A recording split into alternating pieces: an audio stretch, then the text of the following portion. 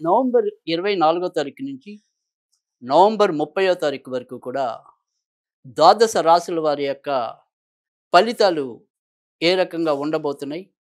ఏ ఏ జాగ్రత్తలు తీసుకోవాలి? ఇత్యాది వివరాలు తెలుసుకుందాం. మేషరాశి.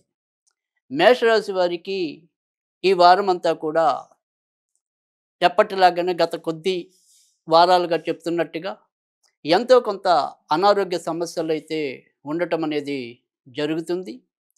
సంతాన పరంగా కూడా ఏవో రకమైన చికాకులు, మానసిక ఒత్తిడులు ఎదుర్కోవటం అనేదైతే ఉంటుంది. ఆర్థిక స్థితిగతుల్లో మరీ చెప్పుకోదగిన మార్పులైతే ఏమీ సూచితం కావటం లేదు. అయితే కొత్తగా ఉద్యోగం రావాలి, లేదు ఉన్న చోట కాకుండా ఇంకెక్కడికైనా సరే వెళ్ళి కొత్త ఉద్యోగాల కోసం ప్రయత్నించాలి అనుకుంటే గనక, అలాంటి వారికి ఈ వారం ఆశాజనకమైన మార్పులకి స్వాగతం పలుకుతుంది. ఇక విదేశాలకి వాటికి వెళ్ళాలి అనుకుని ఎవరైనా సరే ప్రయత్నాల్లో ఉంటే గనక, వారి ప్రయత్నాలు సఫలీకృతమయ్యే అవకాశాలు ఈ వారం ఎక్కువగా కనిపిస్తున్నాయి.